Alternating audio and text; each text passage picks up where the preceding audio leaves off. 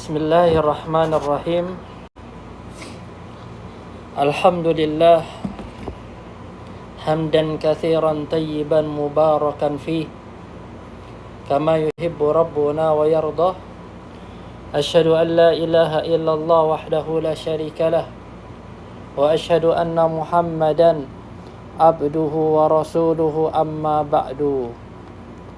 Alhamdulillah, kita bersyukur kepada Allah Subhanahu wa taala atas segala macam nikmat yang Allah Subhanahu wa taala berikan kepada kita, sehingga pada kesempatan kali ini kita melanjutkan kembali kajian kita, yaitu kajian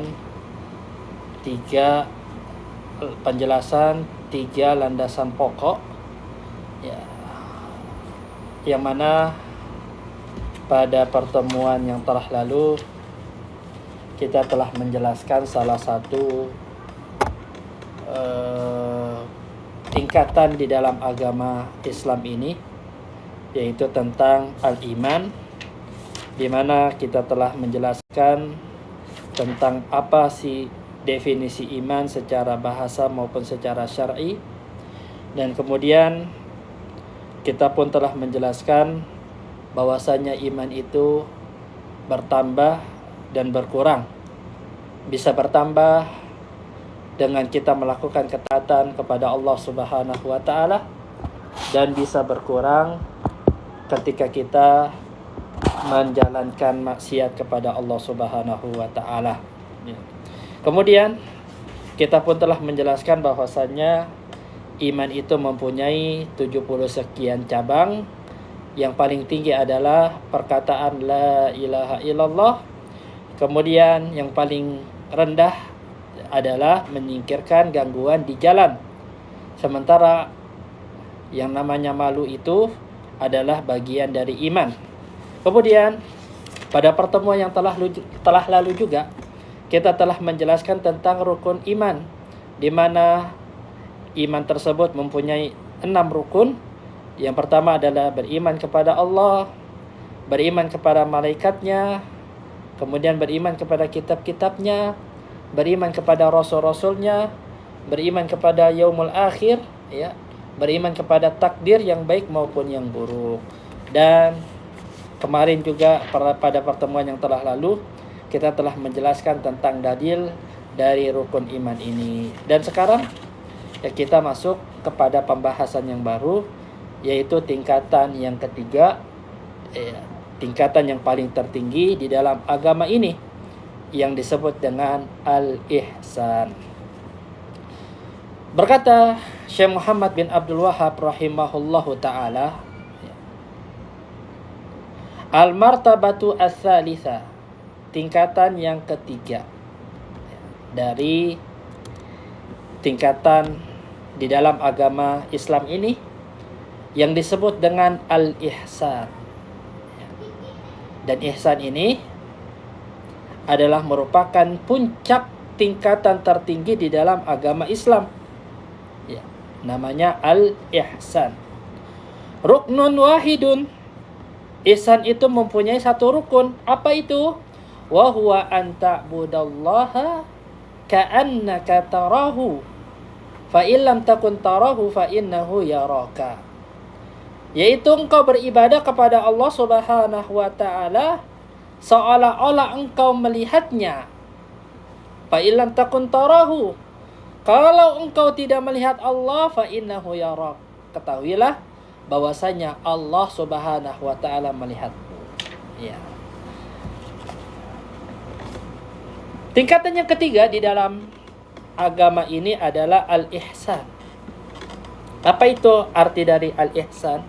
Al-ihsan secara bahasa itu artinya adalah al-itqan, ya, kesempurnaan atas segala sesuatu, ya, namanya al-itqan. Adapun secara syar'i, yang namanya al-ihsan adalah kesempurnaan seseorang di dalam menjalankan ibadah kepada Allah Subhanahu wa taala, baik secara zahir maupun secara batin. Ya.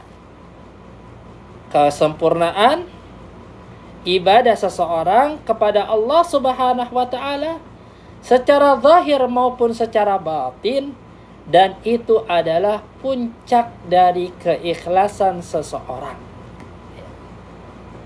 Dari keikhlasan seseorang. Dan di sini dikatakan oleh Syekh Muhammad bin Abdul Wahab, al-ihsan tersebut itu mempunyai satu rukun, yaitu engkau beribadah kepada Allah seolah-olah engkau melihatnya, dan jika engkau tidak melihatnya, ketahuilah bahwasanya Allah Subhanahu wa taala melihatmu.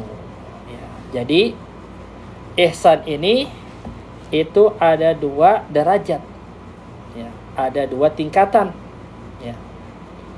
Tingkatan pertama yaitu seseorang beribadah kepada Allah Subhanahu wa taala dengan menghadirkan di dalam hatinya tersebut seolah-olah Allah Subhanahu wa taala melihatnya.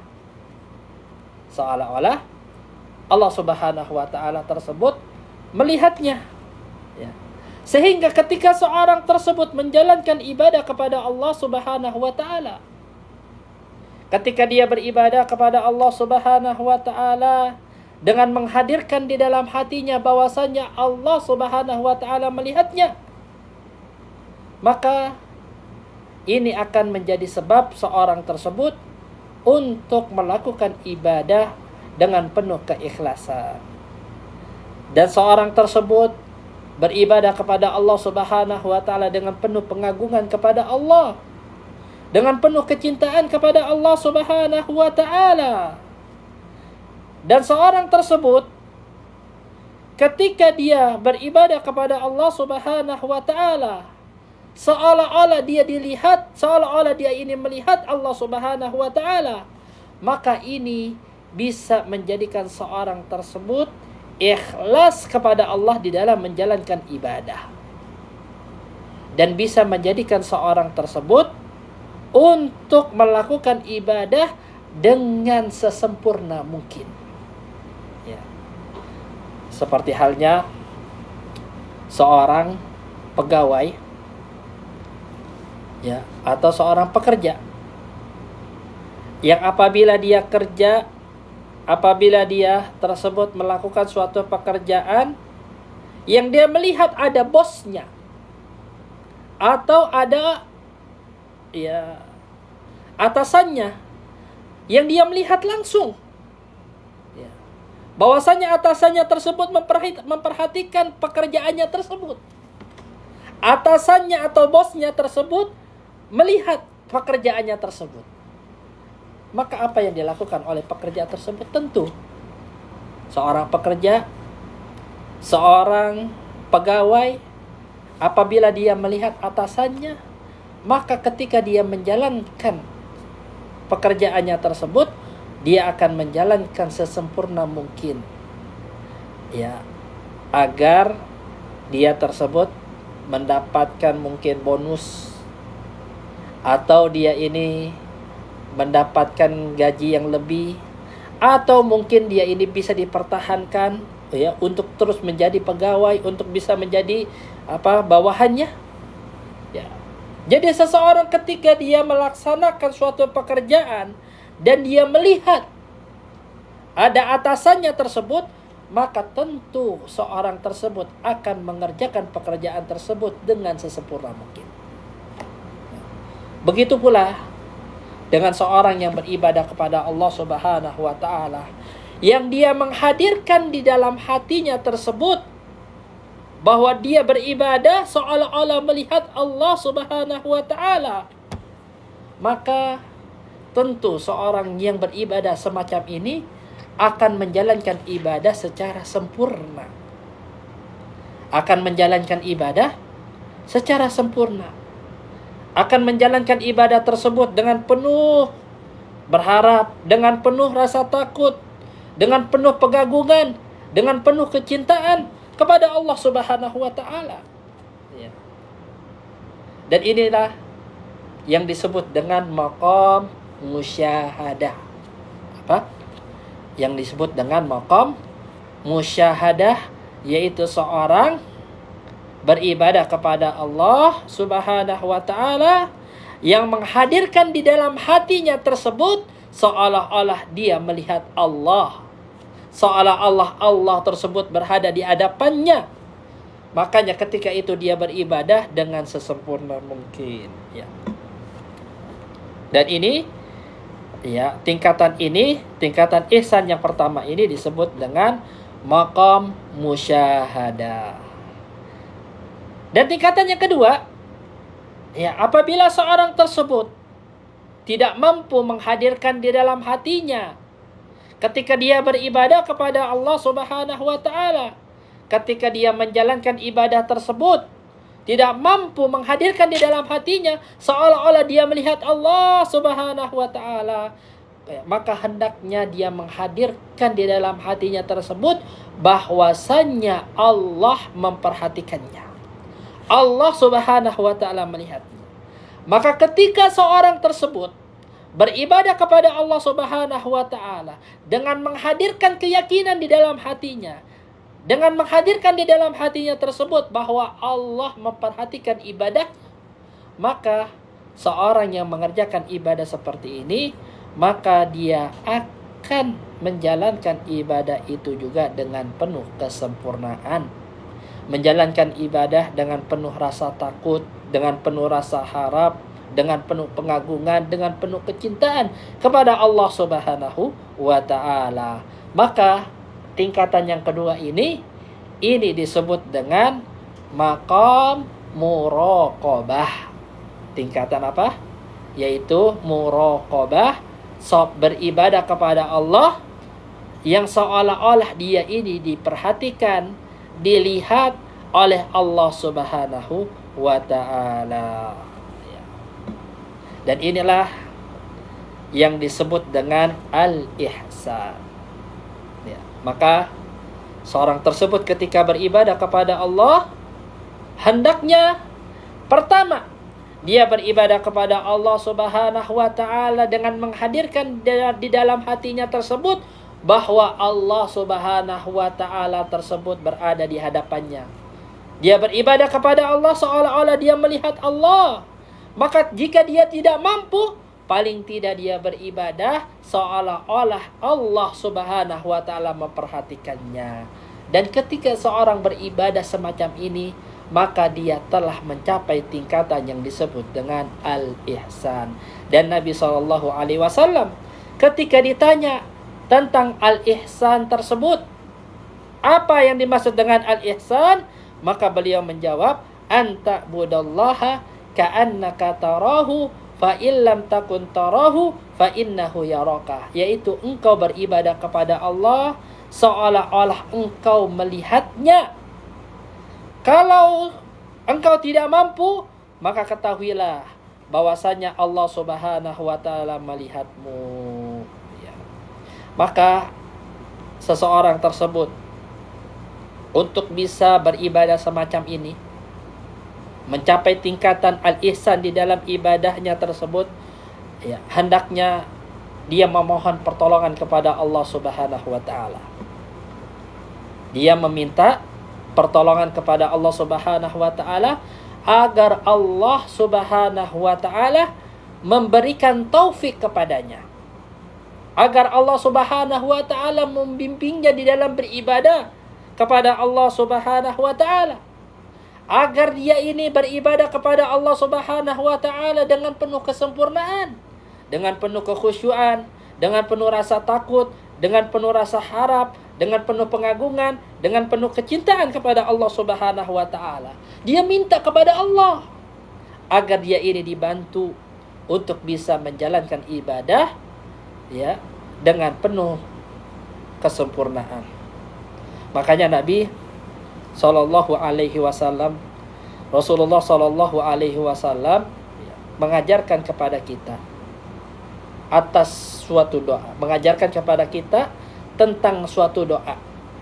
Yang doa ini adalah merupakan doa agar kita ini bisa menjalankan ibadah kepada Allah dengan baik, menjalankan ibadah kepada Allah Subhanahu wa ta'ala dengan penuh ihsan, yaitu beribadah kepada Allah seolah-olah kita ini melihat Allah Subhanahu wa taala. Kalau kita ini tidak mampu melihat Allah, maka ketahuilah bahwasanya Allah Subhanahu wa taala melihat kita.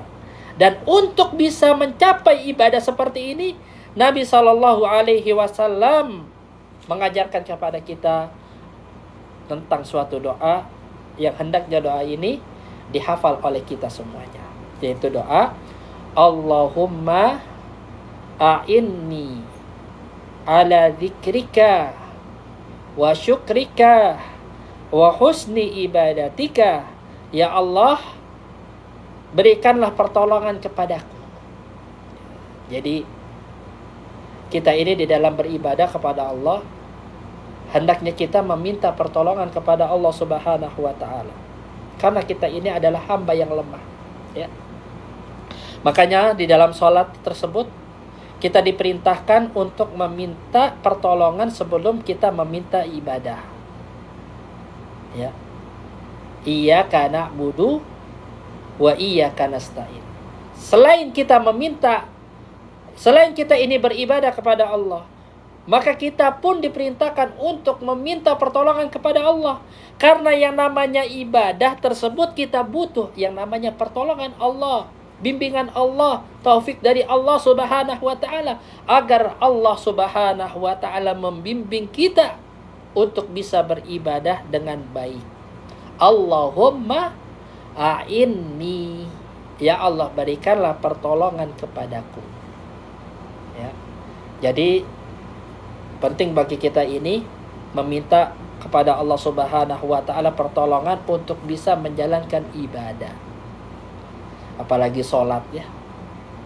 Sholat tersebut sebagaimana dikatakan oleh Nabi Shallallahu alaihi wasallam, ya, apabila dikomandangkan azan, maka syaitan tersebut akan lari terbirit-birit. Ya, akan lari. Selesai dikumandangkan azan, syaitan akan datang lagi. Diikomatkan, syaitan akan lari lagi. Selesai ikomat, seorang tersebut ketika menjalankan sholat, maka syaitan akan datang kepadanya. Dan syaitan tersebut akan membisikkan kepadanya, serta mengganggu seorang tersebut ketika dalam sholat untuk mengingat ini dan mengingat itu. Ingat ini, ingat itu, ingat urusan dunia. Ya. Makanya kenapa sih kalau kita ini sholat, itu selalu mikirin namanya dunia. Yang tadinya kita ini nggak kepikiran, ya di luar sholat, tiba-tiba dalam sholat tersebut kita ini mikirin ini dan mikirin itu, tiba-tiba datang pikiran tersebut. Ini kenapa? Ini karena memang syaitan yang mengambil andil untuk mengganggu sholat seseorang tersebut. Ya. Makanya kita perlu untuk meminta pertolongan kepada Allah Subhanahu wa taala, agar Allah Subhanahu wa taala menolong kita di dalam ibadah ini. Nabi Shallallahu alaihi wasallam mengajarkan kepada kita dan memberikan arahan kepada kita agar kita ini beribadah dengan baik untuk meminta pertolongan kepada Allah. Beliau mengajarkan kepada kita atas suatu doa, Allahumma a'inni ala dzikrika wa syukrika wa husni ibadatika. Ya Allah, berikanlah pertolongan kepadaku agar aku ini selalu mengingat Engkau. Ya. Karena kita ini adalah manusia, tempat salah. Kita ini adalah merupakan manusia selalu lalai, selalu lupa, ya, untuk mengingat Allah Subhanahu wa taala. Disibukkan dengan urusan-urusan dunia. Kita ini disibukkan dengan segala macam urusan gemerlapnya dunia, sehingga kita ini jauh dari mengingat Allah Subhanahu wa taala. Maka agar kita ini bisa selalu ingat kepada Allah, mengingat Allah Subhanahu wa taala, kita diperintahkan untuk membaca doa oleh Nabi Shallallahu alaihi wasallam, Allahumma a'inni ala dzikrika. Ya Allah, berikanlah pertolongan kepadaku agar aku ini selalu ingat Engkau ya Allah. wa syukrika, selalu bersyukur atas segala macam nikmat yang Allah Subhanahu wa taala berikan kepada kita semua. Karena nikmat-nikmat yang Allah Subhanahu wa taala berikan kepada kita amatlah banyak. Ya. Wa in ta'uddu ni'matallahi la tuhsuha. Kalau engkau menghitung-hitung nikmat yang Allah berikan kepada kita sekalian, maka kita tidak akan mampu untuk menghitungnya, karena begitu banyak nikmat yang Allah berikan kepada kita. Kadang kita lalai untuk mensyukuri nikmat Allah Subhanahu wa taala. Bahkan kita ini selalu mengada ke atas. Kalau kita punya suatu rezeki, ya, maka hendaknya kita ini melihat ke bawah, jangan melihat ke atas. Ya. Karena kata Nabi Shallallahu Alaihi Wasallam, ya, dalam hadisnya kita diperintahkan untuk melihat ke bawah. Ya. Jangan selalu melihat ke atas. Ya. Jangan kita ini melihat orang yang lebih dalam mendapatkan nikmat daripada kita, tapi lihat di bawah kita.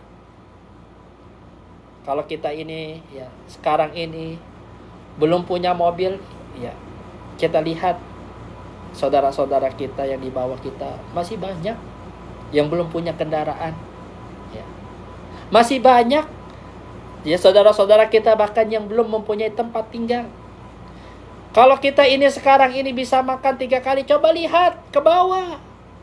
Masih banyak saudara-saudara kita yang makannya tersebut bahkan susah. Sehari bikin sekali, atau mungkin, ya, hari ini makan, besok belum tentu bisa makan. Ya. Jadi penting bagi kita ini untuk mensyukuri nikmat Allah Subhanahu wa taala. Maka cara agar kita ini selalu bersyukur kepada Allah, agar kita ini selalu mensyukuri nikmat Allah, kita meminta kepada Allah untuk diberikan pertolongan untuk selalu bersyukur. Allahumma a'inni ala dzikrika wa syukrika wa husni ibadatik. Dan kita diperintahkan pula untuk meminta pertolongan kepada Allah agar kita ini menjalankan ibadah dengan ihsan. Menjalankan ibadah dengan ihsan. Bagaimana menjalankan ibadah dengan ihsan tadi? Anta budallaha ka'annaka tarahu fa illam takun tarahu fa innahu yaraka. Menjalankan ibadah kepada Allah dengan ihsan, yaitu kita beribadah kepada Allah seolah-olah kita melihat Allah. Kalau kita tidak melihatnya, ketahuilah bahwasanya Allah melihat kita. Inilah ibadah, ya, dengan penuh ihsan. Beribadah dengan ihsan. Dan ihsan ini adalah merupakan tingkatan tertinggi di dalam agama. Tingkatan yang berada paling tinggi setelah Islam, iman, kemudian al-ihsan. Ya. Bismillah.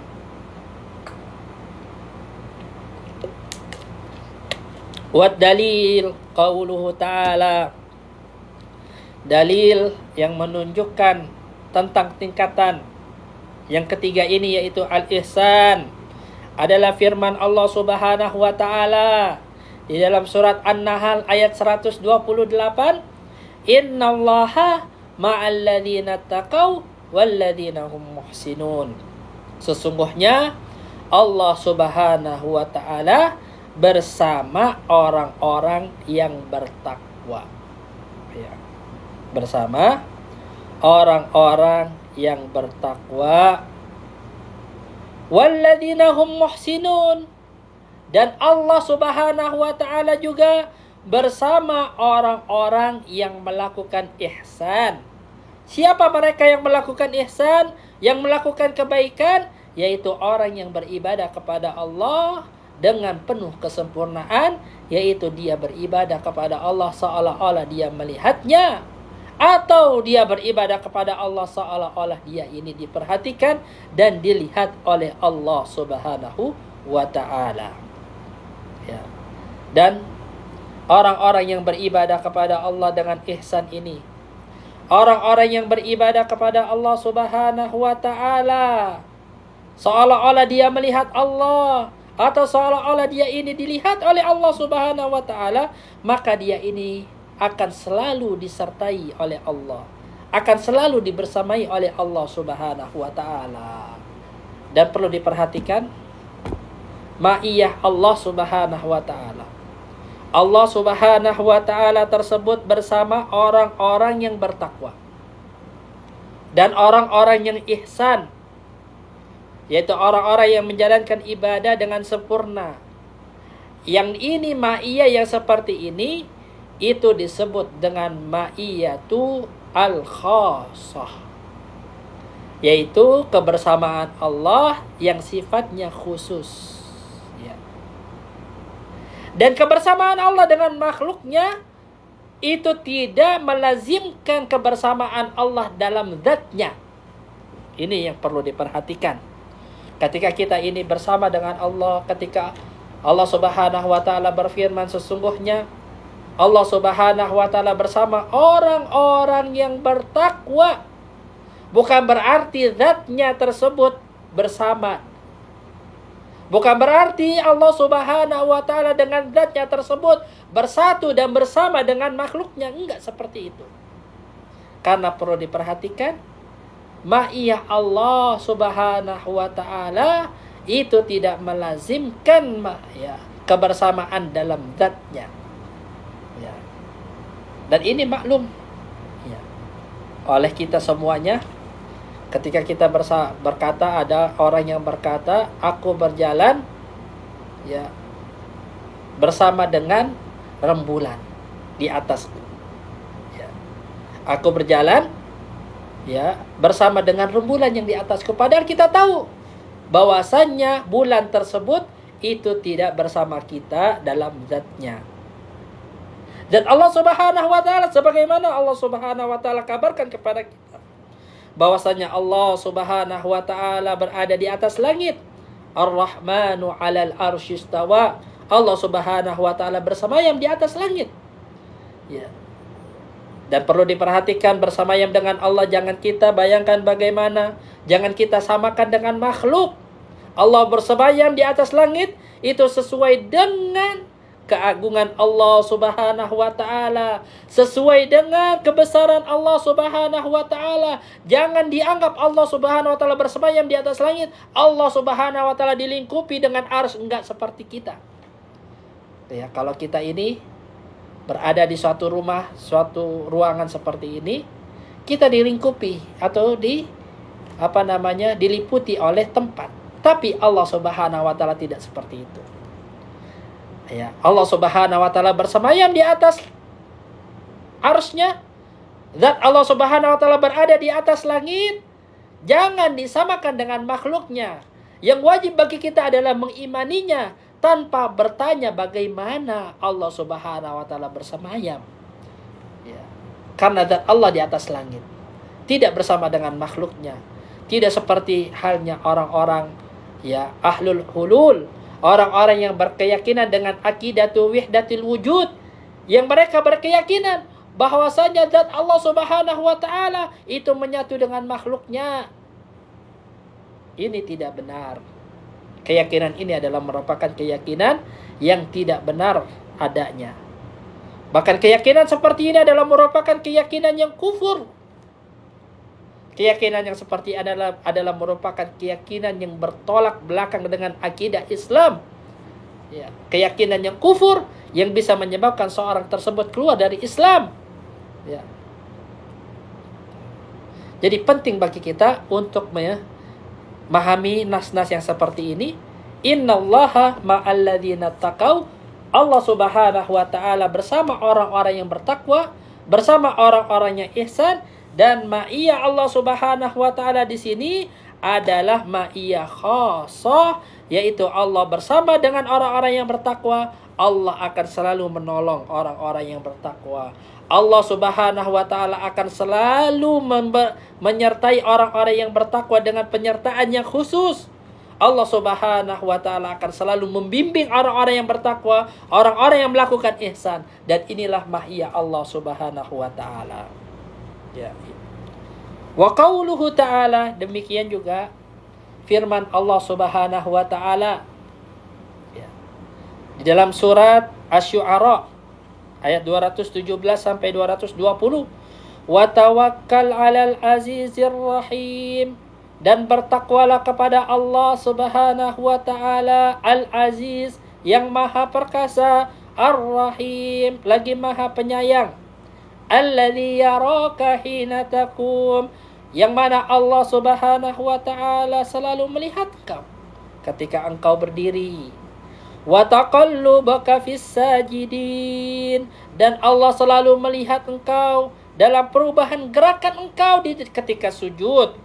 Innahu huwas samiul alim, karena ketahuilah Allah Subhanahu wa taala Maha mendengar lagi Maha mengetahui.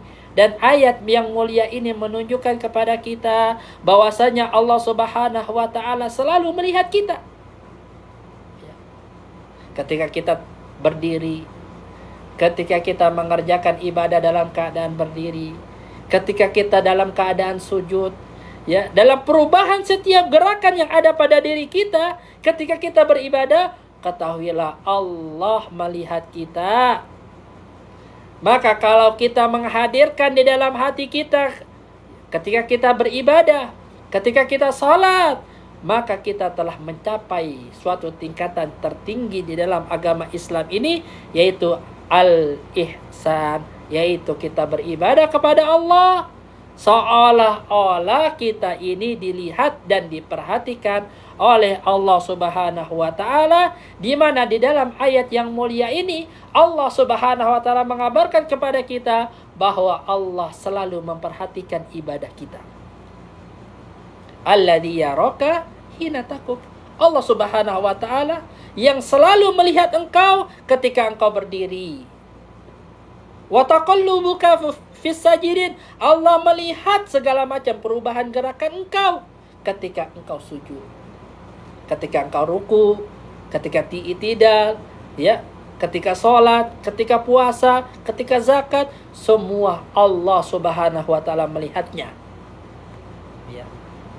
Dan inilah yang disebut dengan keikhlasan, ketika seorang tersebut beribadah kepada Allah dengan mencari ridha Allah, dengan memperhatikan ridha Allah Subhanahu wa taala, dengan mencari perhatian Allah, bukan perhatian makhluk, bukan yang kita cari adalah sanjungan makhluk agar makhluk tersebut memperhatikan kita, agar makhluk tersebut melihat kita, bukan.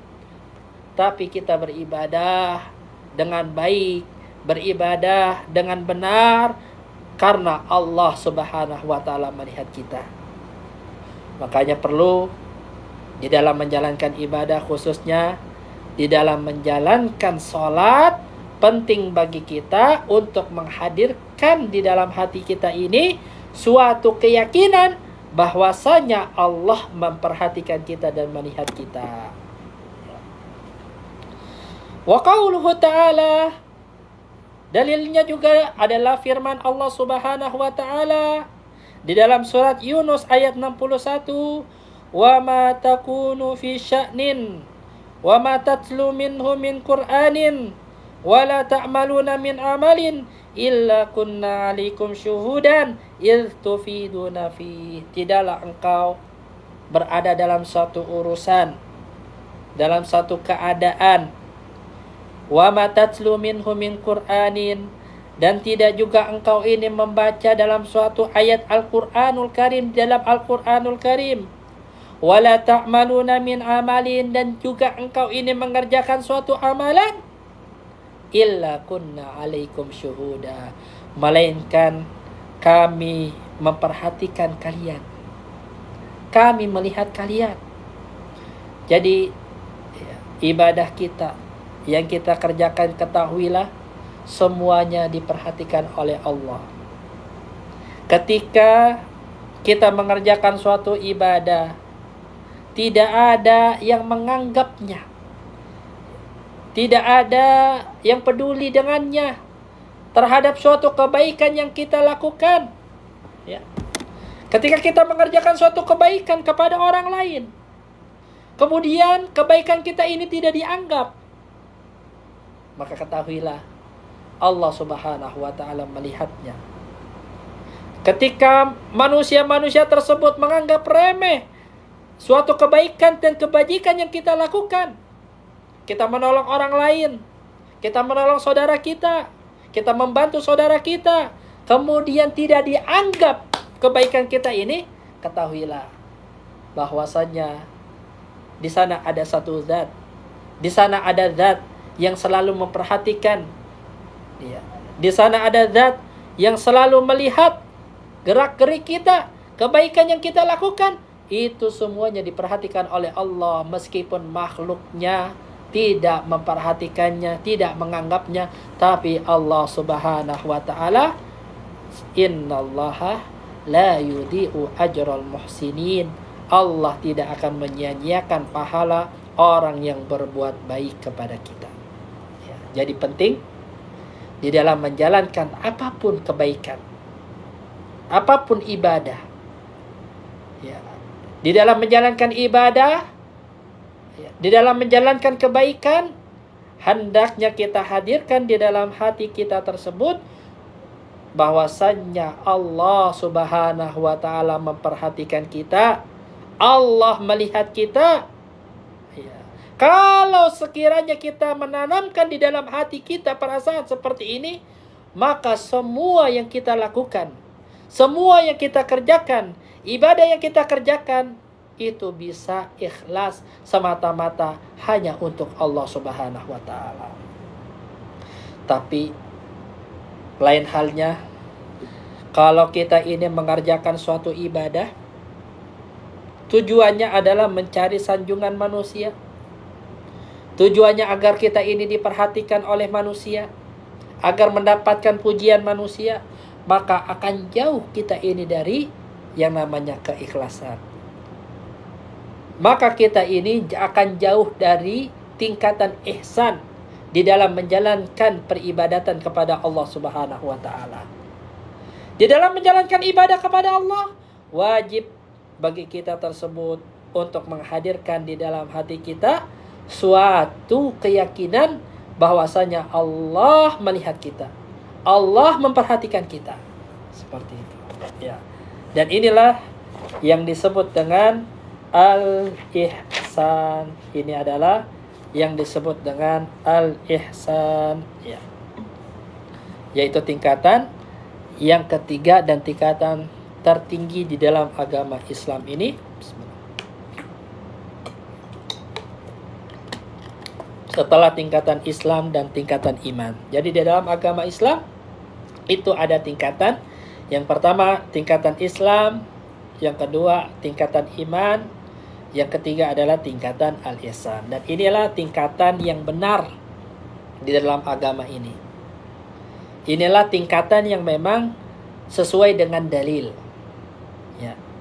Tingkatan dalam agama itu pertama Islam, kemudian iman, kemudian yang tertinggi adalah al-ihsan. Semakin tinggi ya seorang tersebut mencapai puncak dalam tingkatan agama ini, semakin dia ini beribadah kepada Allah.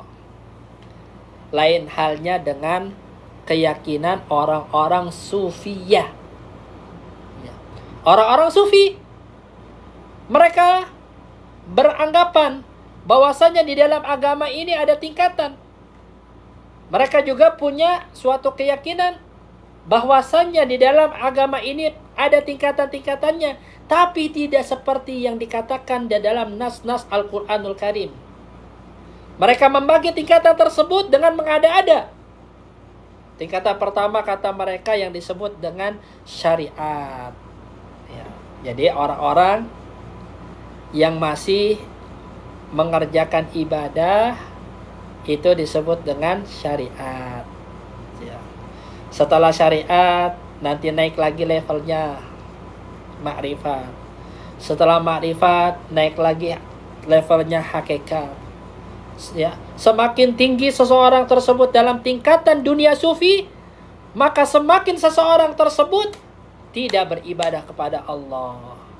Seorang ketika sudah mencapai puncak tingkatan tersebut di dalam dunia sufi, maka sudah tidak ada lagi yang namanya kewajiban, tidak ada lagi yang namanya taklif.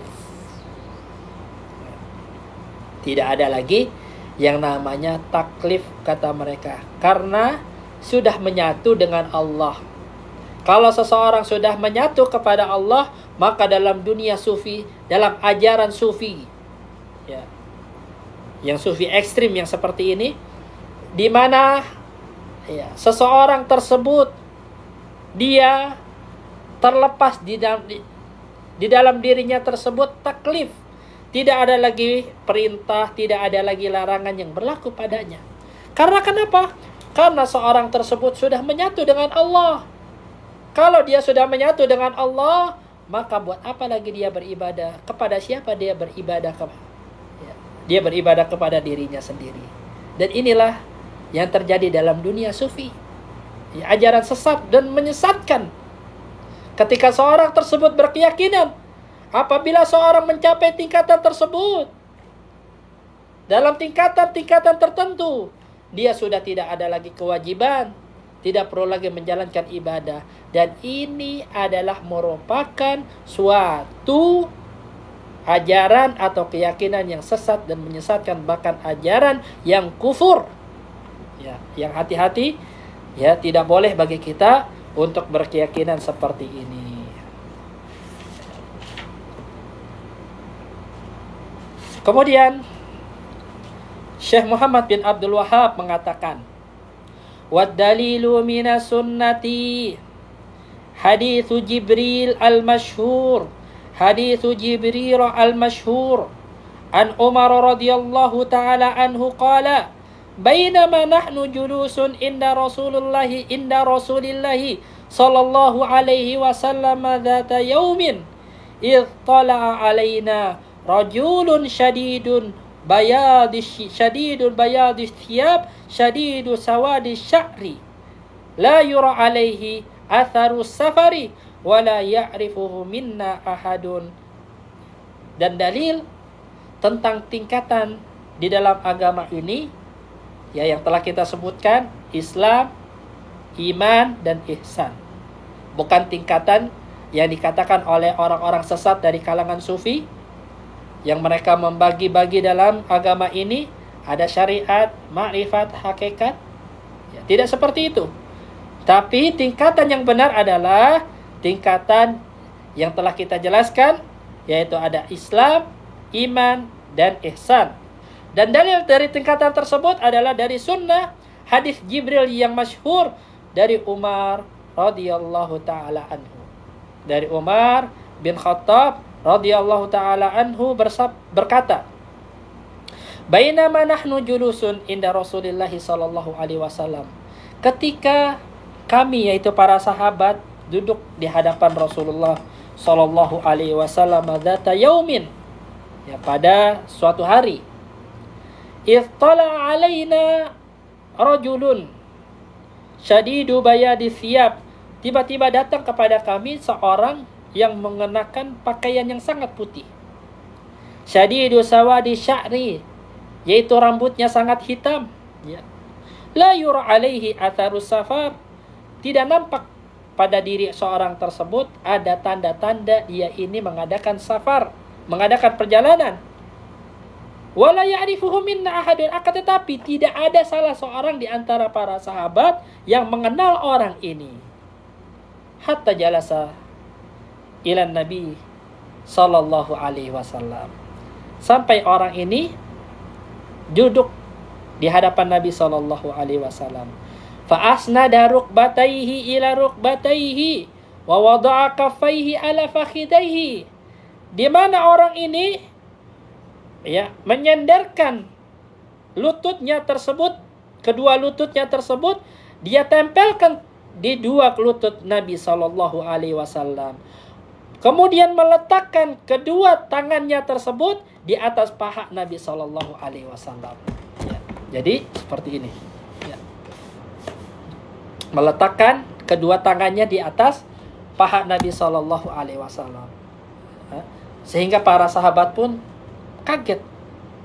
Orang ini kok tiba-tiba datang, kemudian menyandarkan kedua lututnya ke lutut Nabi SAW, kemudian menaruh kedua tangannya di atas paha Nabi SAW.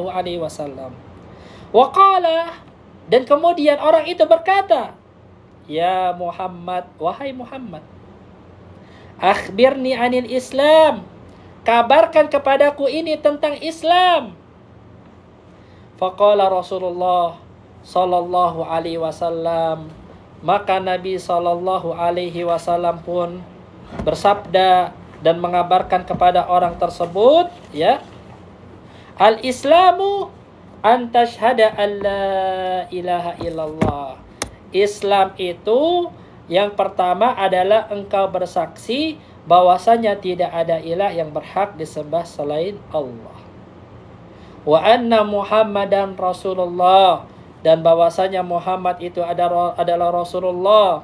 Wa tuqimus salata, engkau mendirikan salat. Wa tu'tiyaz zakata, menunaikan zakat. Wa tasumu Ramadan, puasa di bulan Ramadan. Wa tahujjal baita in istata'ta ilaihi sabila, engkau melaksanakan ibadah haji apabila engkau mampu untuk mengadakan perjalanan ke sana. Qala sadaqta, maka orang tersebut mengatakan sadaqta, engkau benar. Ya, fa'ajibna lahu, maka kamu pun merasa heran terhadap orang ini. Yas'aluhu wa yusaddiquhu, dia yang bertanya dan dia juga yang membenarkannya. Qala, kemudian orang tersebut berkata lagi kepada Nabi SAW, fa akhbirni anil iman, kabarkanlah kepadaku ini tentang iman. Qala, maka Nabi SAW bersabda, an tu'mina billahi wa malaikatihi wa kutubihi wa rusulihi wal yaumil akhir wa tu'mina bil qadari khairihi wa syarrihi. Iman itu adalah engkau beriman kepada Allah, kepada malaikat-malaikatnya, kepada kitab-kitabnya, kepada rasul-rasulnya, kepada hari akhir, dan beriman kepada takdir yang baik maupun yang buruk. Qala, orang tersebut berkata lagi, sadaqta, engkau benar. Qala, kemudian dia berkata lagi, fa akhbirni anil ihsan, kabarkan kepadaku ini tentang al-ihsan. Apa itu al-ihsan? Qala, maka Nabi SAW bersabda, anta budallaha ka'annaka tarahu fa illam takun tarahu fa innahu yarak. Engkau beribadah kepada Allah seolah-olah engkau melihatnya. Kalau engkau tidak melihatnya, maka ketahuilah bahwasanya Allah melihatmu. Qala fa akhbirni anis-saah. Orang tersebut pun berkata lagi, kabarkan kepadaku tentang hari kiamat, tentang as-saah, hari kiamat. Qala mal mas'ulu anha bi'a'lama minas sa'il. Maka Nabi SAW menjawab, tidaklah yang ditanya lebih mengetahui daripada yang bertanya. Ya, ini sama-sama tidak tahu tentang hari kiamat. Ya, maksudnya tidak tahu kapan hari kiamat tersebut akan datang. Qala, maka orang tersebut mengatakan, fa akhbirni an amaratiha. Kalau gitu, kabarkan kepadaku ini tentang tanda-tanda hari kiamat tersebut. Qala, maka Rasulullah SAW menyebutkan akan tanda-tanda akan dekatnya hari kiamat. Pertama, antalidal amatu rabbataha,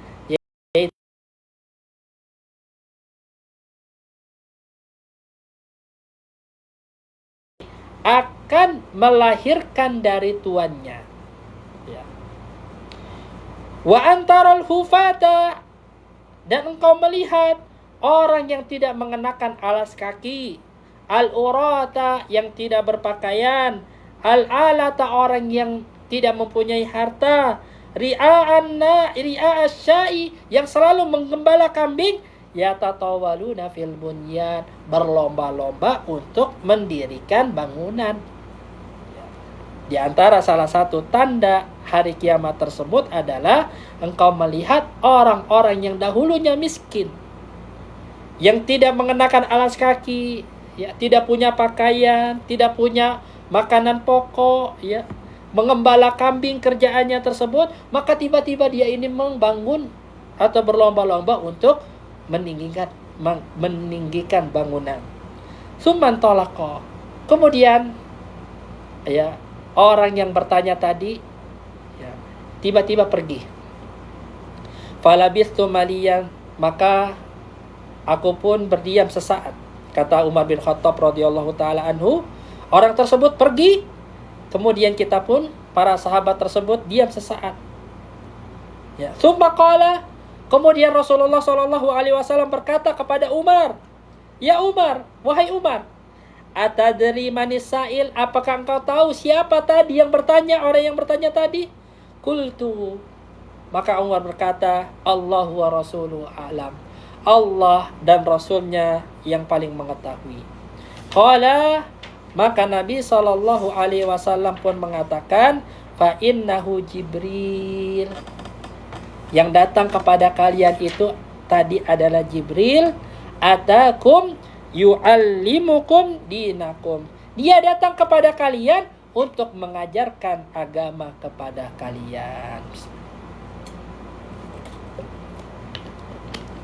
Dan hadis yang mulia ini, yaitu hadis Jibril, hadis yang diriwayatkan oleh Al-Imam Muslim dalam kitab sahihnya, merupakan hadis yang mengabarkan kepada kita tentang agama ini. Nah, kalau kita mau mengetahui tentang agama ini secara keseluruhan, maka ini adalah jawabannya dari hadis Jibril alaihi salam ini. Ya. Hadis Jibril ini, ya, memberikan beberapa faedah kepada kita. Ada beberapa faedah yang bisa kita petik dari hadis Jibril ini. Yang pertama di antara faedah tersebut adalah bahwasannya, ya, belajar dari agama ini, mempelajari agama ini, salah satu caranya adalah dengan tanya jawab. Ya. Salah satu faedah dari hadis yang mulia ini, bahwasannya cara agar kita ini mempelajari agama, kaifiat, tata cara agar kita ini mempelajari agama adalah dengan tanya jawab. Ya, seperti halnya malaikat Jibril bertanya kepada Nabi kita, dan Nabi kita pun menjawab. Ya. Meskipun malaikat Jibril sudah tahu, akan tetapi malaikat Jibril datang kepadanya bertanya kepada Nabi Shallallahu Alaihi Wasallam dalam rangka untuk mengajarkan kepada para sahabat Nabi Shallallahu Alaihi Wasallam akan perkara agama ini. Jadi kalau kita bertanya kepada guru kita, kepada ustadz kita, kepada orang yang kita kenal akan keilmuannya tersebut, ya, pertanyaan tersebut ada macam-macam. Yang pertama adalah pertanyaan dalam rangka agar kita ini untuk mengetahui suatu permasalahan. Ya. Yang kedua adalah bertanya dalam rangka untuk ngetes guru kita. Ya, kalau pertanyaan yang kedua ini tidak boleh. Ini bukan merupakan suatu adab, ya, terhadap guru kita, bertanya untuk ngetes guru kita, nggak boleh. Atau kita bertanya, ya, dalam rangka untuk memberikan faedah. Kita sudah tahu akan suatu jawaban yang kita tanya tersebut, akan tetapi kita bertanya kepada guru kita agar yang lainnya tersebut itu bisa mengetahuinya. Seperti halnya malaikat Jibril bertanya kepada Nabi Shallallahu Alaihi Wasallam dalam rangka agar para sahabat Nabi Shallallahu Alaihi Wasallam mengetahuinya. Ya, jadi salah satu, ya, cara agar kita mempelajari, ya, tentang agama ini adalah dengan cara bertanya dan menjawab, yaitu dengan tanya jawab. Yang kedua, ya, di antara faedah hadis ini juga memberikan faedah kepada kita tentang adab seorang tersebut ketika dia ini mempelajari agama, ketika dia ini menuntut ilmu, ketika dia ini mau bertanya kepada gurunya. Lihat ya, Jibril alaihi salam datang kepada Nabi Shallallahu alaihi wasallam dengan mengenakan baju yang sangat putih. Rambutnya tersebut sangat hitam. Jadi dalam keadaan rapi, pakai pakaian rapi yang tidak ada tanda di dalamnya tersebut, atau di dalam malaikat Jibril tersebut ada tanda-tanda ya, safar, mengadakan suatu perjalanan. Dalam artian apa? Ketika kita mau hadir di majelis ilmu, ketika kita mau bertanya kepada guru kita, maka hendaknya kita perhatikan penampilan kita. Ya. Di antara adab kita belajar agama ini, adab kita hadir di majelis ilmu adalah memperhatikan pakaian kita, penampilan kita. Jangan kita ini hadir di majelis ilmu dalam keadaan compang-camping, dalam keadaan lesu, pakaian kita tersebut kotor, ya, rambut tidak disisir rapi, rambut acak-acakan. Malaikat Jibril ketika datang kepada Nabi Shallallahu Alaihi Wasallam, di mana beliau ini datang kepada Nabi Shallallahu Alaihi Wasallam dalam keadaan penampilan yang baik, penampilan yang bagus. Ya. Kemudian, ya, lihat lagi ketika malaikat Jibril tersebut datang kepada Nabi Shallallahu Alaihi Wasallam, menyenderkan dua lututnya ke lutut Nabi, kemudian menaruh dua tangannya tersebut di paha Nabi Shallallahu Alaihi Wasallam, bertanya dengan adab yang baik, fa akhbirni anil Islam. Ya. Kabarkan kepadaku tentang Islam. Jadi kalau kita mau bertanya kepada guru kita, itu hendaknya pertanyaan tersebut dengan pertanyaan atau bahasa yang baik. Ya, dengan bahasa yang baik, ya. Kemudian di antara faedah yang bisa kita ambil dari hadis Jibril ini juga, di antaranya adalah disyariatkan kita berkumpul, disyariatkannya kita ini berkumpul kepada ulama, orang-orang berilmu, orang-orang soleh. Di mana ini kebiasaan para sahabat Nabi Shallallahu Alaihi Wasallam, selalu berkumpul dengan Nabi Shallallahu Alaihi Wasallam, ya, selalu berkumpul kepada Nabi Shallallahu Alaihi Wasallam dalam rangka apa? Dalam rangka agar bisa mendapatkan faedah, dalam rangka agar bisa mendapatkan ilmu. Ya. Kita disyariatkan untuk sering-sering bersama dengan orang yang berilmu, orang-orang soleh, ya. Apalagi Nabi Shallallahu Alaihi Wasallam telah bersabda bahwasannya agama seseorang itu tergantung pada temannya, ya. Agama seseorang itu tergantung pada temannya. Permisalan teman yang baik itu seperti penjual minyak wangi, ya, seperti penjual minyak wangi. Perhatikan teman kita, ya, kalau kita bisa kumpul-kumpul, ya, itu hendaknya kita berkumpul kepada orang-orang yang berilmu, orang-orang yang soleh, ahli ibadah, agar kita ini bisa mendapatkan manfaat dari mereka. Yang berikutnya, ya, bahwasannya hadis ini juga memberikan faedah kepada kita bahwa malaikat itu bisa berubah bentuk, bisa menyerupai manusia, bisa menyerupai manusia. Di antaranya adalah hadis ini, ketika malaikat Jibril datang, ya, dalam bentuk rupa manusia. Dan ini adalah merupakan suatu kelebihan para malaikat, yang mana malaikat tersebut diberikan kemampuan untuk menyerupai manusia, ya. Kemudian di antara faedah hadis ini juga memberikan faedah kepada kita bahwasannya agama ini mempunyai 3 tingkatan. Agama ini mempunyai 3 tingkatan. Yang pertama adalah al-Islam, ya, tingkatan al-Islam, ya. Yang kedua tingkatan yang disebut dengan al-iman, dan yang ketiga adalah tingkatan yang disebut dengan al-ihsan, ya.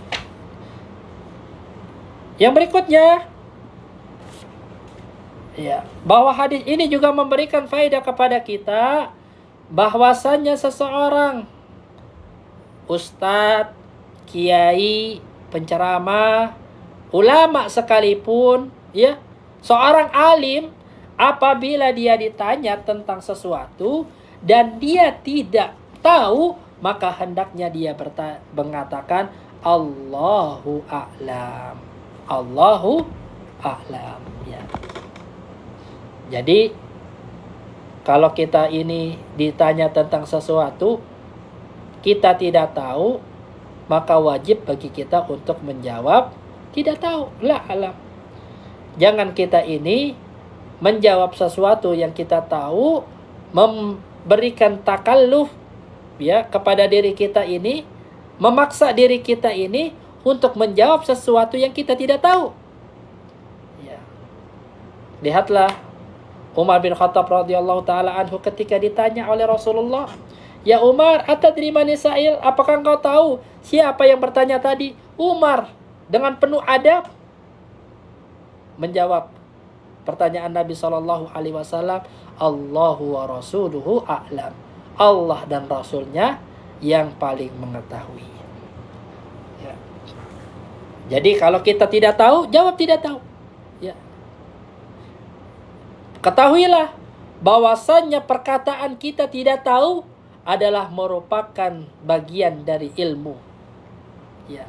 Di antara adab ilmu, ketika kita ditanya tentang sesuatu nggak tahu, jawab Allahu a'lam. Yang berikutnya, di antara faedah hadis ini juga memberikan faedah kepada kita bahwasannya hari kiamat tersebut adalah merupakan suatu hal yang gaib, yang tidak tahu kapan terjadinya hari kiamat, ya. Tidak ada yang tahu akan terjadinya hari kiamat tersebut. Yas'alunaka 'anis sa'ah qul innama ilmuha inda rabbi, kata Allah Subhanahu wa taala. Mereka bertanya kepadamu tentang hari kiamat. Ketahuilah bahwasannya ilmu tentang hari kiamat, kapan hari kiamat tersebut datang, itu di sisi Allah Subhanahu wa taala. Ya, kata Allah Subhanahu wa taala, ya, innallaha indahu ilmus saati. Sesungguhnya hanya di sisi Allah Subhanahu wa taala ilmu tentang hari kiamat. Kapan terjadi hari kiamat tersebut? Allah yang mengetahuinya. Tidak ada yang mengetahui kapan terjadinya hari kiamat. Jadi kalau ada yang mengklaim hari kiamat tersebut terjadi tahun sekian, tanggal sekian, jam sekian, maka dia telah berbuat syirik kepada Allah. Karena telah mengklaim dirinya tersebut telah mengetahui suatu perkara yang gaib. Sementara perkara yang gaib seperti ini adalah merupakan kekhususan bagi Allah Subhanahu wa ta'ala, ya. Dan di antara tentang faedah hadis ini juga bahwasanya hadis ini memberikan faedah kepada kita bahwasanya hari kiamat tersebut mempunyai tanda-tanda. Ada tanda-tanda yang kecil dan ada tanda-tanda yang besar, dan masih banyak lagi faedah-faedah yang lainnya yang terdapat dalam hadis Jibril ini. Akan tetapi kita cukupkan saja sampai di sini pertemuan kita. Kita tutup dengan doa kafaratul majlis. Subhanaka Allahumma wa bihamdika asyhadu an la ilaha illa anta astaghfiruka wa atubu ilaik.